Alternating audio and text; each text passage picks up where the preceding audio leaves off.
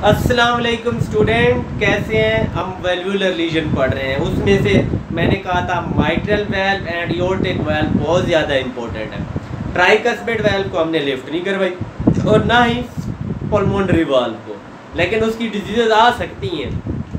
आप एक दफ़ा खुद रीड कर लेना, इतना वो इम्पोर्टेंट नहीं है। Important aortic valve. आज एओर्टिक वेल्व की स्टेनोसिस पढ़ रहे हैं। एओर्टिक वेल्व, एओर्टिक स्टेनोसिस, जिस तरह हम पढ़ते रहते हैं। अच्छा, इसकी एओर्टिक स्टेनोसिस इस पे डिपेंड करती है कि पेशेंट किस एज में प्रेजेंट किया है हमारे पास। अगर यंग एज में किया है तो कुछ और काजेज होंगी, अगर ओल्ड एज में किया है तो कुछ और काजेज होंगी। तो आइए हम डिस्कस करते हैं कि एओर्टिक स्टेनोसिस की कौन कौन सी काजेज हैं। सबसे पहले तो आप डिस्कस करेंगे काजेज में कंजेनिटल, काजेज कंजेनिटल, और फिर जो है एक्वायर्ड होगी। कंजेनिटल, कंजेनिटल बाइकस्पिड वेल्व भी होता है, कंजेनिटल माइट्रल स्टेनोसिस होगी, या कंजेनिटल ये सब वेल्वुलर लीजन होगा, स्टेनोसिस होगी, या सुप्रा वेल्वुलर स्टेनोसिस होगी।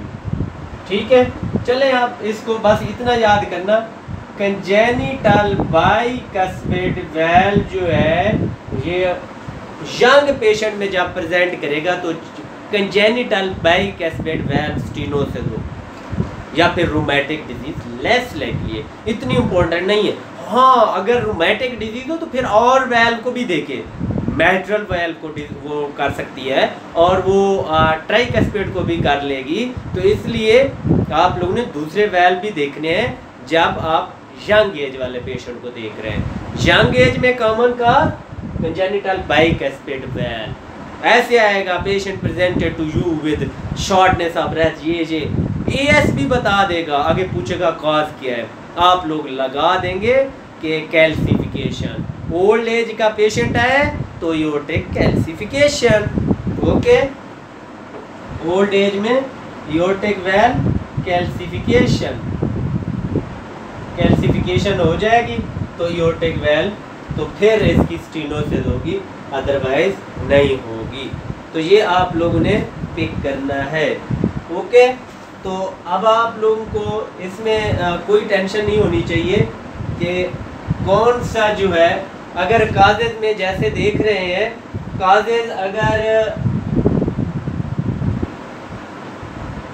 किधर गया, काजेज अगर यंग एज में है, यंग एज में तो आप लोगों ने देखनी है मेन काज कौन सी है, कंजेनिटली बाइकस्पिड वेल्व। ठीक है, अच्छा जी, कहीं गुम हो गया।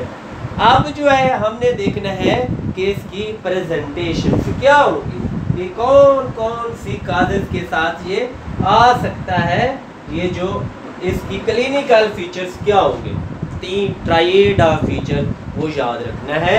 सबसे पहले क्लिनिकल फीचर में पेशेंट एंजाइना के साथ आ सकता है, पेशेंट यानी कि चेस्ट पेन होगा पेशेंट को, ब्रेथलेसनेस के साथ आ सकता है, कार्डियक आउटपुट कम होगी तो उससे क्या होगा, ब्रेथलेसनेस होगी और पल्पिटेशन भी हो सकती है, या पेशेंट को सिनकपी हो सकती है, सिनकपी।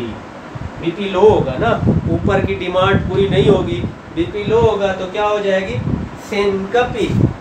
अच्छा, मुझे ये बताओ कि पेशेंट वो क्लास में बैठा था या बैठी थी, अचानक बेहोश हो गई, वो पता नहीं क्या, उसका बीपी लो हो गया, या तो उसकी शुगर कम होगी, यही सोचते हैं ना, क्या और सोचते हैं, यस, सिनकपल अटैक, जब बीपी एएस की वजह से ओल्ड एज में ख़ास तौर पे पेशेंट गिर रहा हो इधर इधर, तो आप लोगों ने सोचना है कि इसको कहीं एएस ना हो, एओर्टिक स्टेनोसिस ना हो। उसके अलावा पल्मोनरी कंजेशन और कंजेशन भी हो सकती है, उसके भी आपको फीचर मिल सकते हैं। और अब आते हैं इसके साइंस पे, कि इसके साइंस क्या होते हैं वो हमने डिस्कस करने हैं कि इम्पोर्टेंट साइन क्या होते हैं। जी, डस्टर मिल गया मुश्किल से।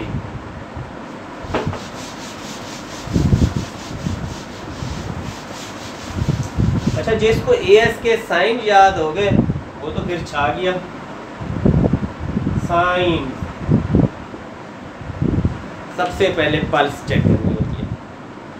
मुझे बताओ, जब एएस हो गया, एओर्टिक स्टेनोसिस हो गया, वो बेचारा क्या पूरी पल्स या पूरा टेम्परेचर आगे भेजेगा प्रेशर? नहीं। तो क्या होगा? Slow rising pulse. Number 1 is slow rising pulse. ये करेक्टर होता है इसका। आगे भी चेक करते हैं। वाइड पल्स प्रेशर होगा। क्या होगा? Wide pulse pressure. ये वाइड पल्स प्रेशर क्यों हो जाता है? What is pulse pressure? Systolic, मैनिस, क्या होता है? डायस्टोलिक। तो इसको बोलते हैं पल्स प्रेशर। ये क्या हो जाएगा? नैरो हो जाएगा, नॉट वाइड, नैरो। उसको फीलिंग का टाइम ही नहीं मिलता। LVH हो जाता है। अच्छा जी, AR में ये वाइड हो जाता है। ये चीज़ बहुत ज़्यादा इम्पोर्टेंट है। फिर आप आ जाते हैं इधर हार्ड साउंड। A2 क्या होगी? सॉफ्ट होगी। स्टेनोसिस है, पूरी तरह क्लोज नहीं होगा। A2 soft, A2 aortic 2 sound. Okay. उसके बाद मेन मरमर, ये थ्रिल भी होता है, ठीक है, एओर्टिक एरिया पे। आप आते हैं मेन चीज मरमर पे। मरमर कैसा होगा? आप मुझे बच्चे बता सकते हो? अगर बच्चे बता दिया तो फिर तो आप लोग छा गए, लेकिन अगर नहीं भी बता सकते तो कोई मसला नहीं है, मैं अभी बता देता हूँ। हार्ट इजेक्शन सिस्टोलिक मरमर, ये आप लोगों को रटा होना चाहिए। वैसे मैकेनिज्म आएगा तो फिर भी पता चल जाएगा। Ejection systolic murmur, radiating to the neck, ऊपर की तरफ। अच्छा, ये हम रेडिएशन, हाँ, एक्सपिरेशन पे ये ज़्यादा अच्छा सुनाई देगा, और थोड़ा लीनिंग फॉरवर्ड कर देंगे और अच्छा सुनाई देगा। तो ये हम इन चीज़ों से ही डायग्नोज करते हैं। अदरवाइज वहाँ सिस्टोलिक डायस्टोलिक का पता नहीं चल रहा होता। वैसे कैसे लगाते हैं? इधर से पल्स चेक करते रहते हैं, या कैरोटिड पे हाथ रख के चेक करते हैं, उसके साथ आएगा सिस्टोलिक होगा। इससे भी इतना कोई अच्छा आइडिया नहीं होता। हम ये देखते हैं किस एरिया पे आ रही है। एओर्टिक एरिया पे आ रही है तो इजेक्शन सिस्टोलिक मर, ऊपर देखे जा रही है या नहीं जा रही, ऊपर नेक की तरफ जा रही है, इजेक्शन सिस्टोलिक मरमर। तो इस तरह आप डायग्नोज कर लेंगे। अब चलते हैं हम इन्वेस्टिगेशन पे। पल्मोनरी हाइपरटेंशन के साइन होंगे, बहुत कम हो सकते हैं। LVH के साइन। एपिक्स बीट को क्या होगा? ये मैं भूल जाता हूँ। एपिक्स बीट शिफ्टेड नहीं होगी जिस तरह वेलुलर रीजन में होती है, वो रिगर्जिटेशन रीजन में होती है। ये होती है हीविंग, और वेल डिफाइंड हीव होगी, बहुत ज़्यादा इल डिफाइंड की तरह नहीं होगी, वेल डिफाइंड हीविंग होगी, ओवरलोडेड होगी। Okay, apex beat. अब हम चलते हैं इसकी इन्वेस्टिगेशन पे। हुई इन्वेस्टिगेशन 3-4 ECG पे देखो। LVH के लेफ्ट वेंट्रिकल के आगे क्या हो गया? स्टेनोसिस हो गया। उस बेचारे को जोर लगाना पड़ेगा, बहुत ज़्यादा जोर लगाएगा तो वो हाइपरट्रॉफी हो जाएगी। तो LVH का साइन होना चाहिए, या कभी LV3 के साइन भी होते हैं, और स्ट्रेन पैटर्न होता है। स्ट्रेन पैटर्न ऐसा होता है, ये ECG जा रही है, ये थोड़ी सी, अच्छा ये तो ये ST डिप्रेशन हो जाती है और T वेव इन्वर्जन हो जाती है। इसको बोलते हैं स्ट्रेन पैटर्न। ओके, ये स्ट्रेन पैटर्न होगा ECG में। एको में हुई होगी, हाइपरट्रॉफी होगी, वेल्व की कैल्सिफिकेशन देख सकते हैं।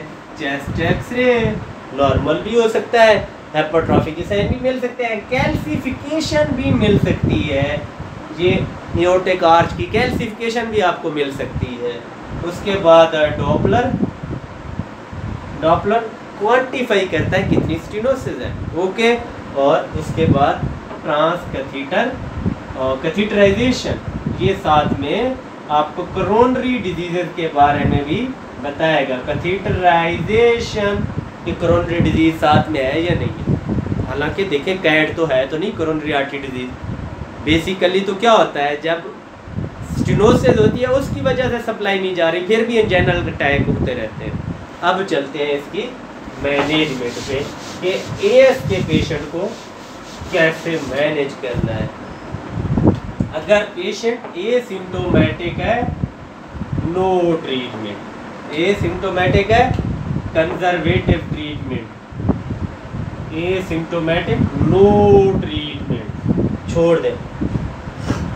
अगर ये मॉडरेट टू सीवियर कैटेगरी का है तो इसको कंजर्वेटिव ट्रीट करके, अगर पल्मोनरी कंजेशन हो गया तो उसके लिए डायूरेटिक्स वगैरह यूज़ करने, अगर फेलियर में चला गया तो, क्योंकि एलवीएच पहले तो जोर लगाता रहेगा बेचारा, आखिर पे फेल ही हो जाना है जब स्टेनोसिस हम नहीं हटाएंगे।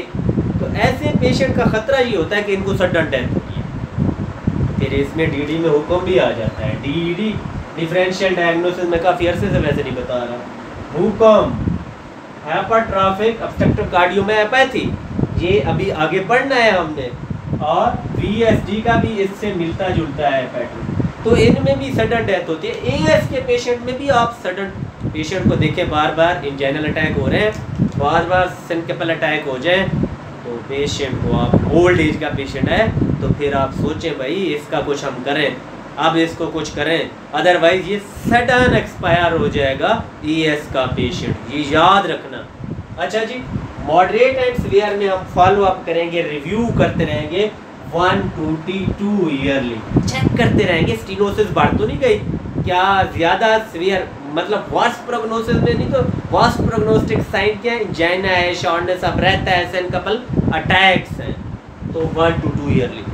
अगर ओल्ड एज का पेशेंट है तो उसको 3 month to 6 मंथली उसको रिव्यू करना है, उसको बुलाते रहे, बाबा आप 6 महीने के बाद अपना टेस्ट एको करा लिया करो, ये 1 to 2 ईयरली अपना टेस्ट करवाए। अगर सीवियर है, severe patient, symptomatic patient, symptom आ चुके हैं तो सर्जिकल ट्रीटमेंट लाजमी हो जाता है। सर्जिकल ट्रीटमेंट उसमें सबसे मेन ऑप्शन जो है एओर्टिक वाल्व रिप्लेसमेंट है। अच्छा, इनमें एंटीकोआगुलेशन की उस वक्त तक ज़रूरत नहीं पड़ती जब पेशेंट एफिम में ना चला जाए या फिर सर्जरी के बाद वेल्व रिप्लेसमेंट ना हो जाए, फिर एंटीकोआगुलेशन करें, अदरवाइज कोई ज़रूरत नहीं होती। अब है सर्जिकल एओर्टिक वेल्व रिप्लेसमेंट। आज हम करते हैं आजकल ट्रांसक्यूटेनियस जो आर्टीरियल जो उसका एट्रियल है या वेंट्रिकुलर से उससे एओर्टा से हम उसकी क्या कर देते हैं, ये इम्प्लांट कर देते हैं, उसको कहते हैं TAVI, ठीक है, transcutaneous aortic valve implantation. Transcutaneous TAVI बहुत इंपॉर्टेंट हो रहा है, नॉन इन्वेसिव हो जाएगा ना कि ट्रांस यहाँ से जाके ट्रांसक्यूटेनियस कहीं फिमोरल आर्टरी से कहीं से इधर से जाके इम्प्लांट कर दो, ना कोई ओपन हार्ट सर्जरी होगी ना कुछ, ये TAVI तो ज़्यादा इंपॉर्टेंट हो जाएगा। या फिर बलून एओर्टिक वेल्वुलोप्लास्टी, ये भी एक ऑप्शन होता है, बलून एओर्टिक वेल्वुलोप्लास्टी। 3 ऑप्शन हो गए, aortic valve replacement, AVR, TAVI transcutaneous aortic valve implantation, balloon aortic valvuloplasty. Simple.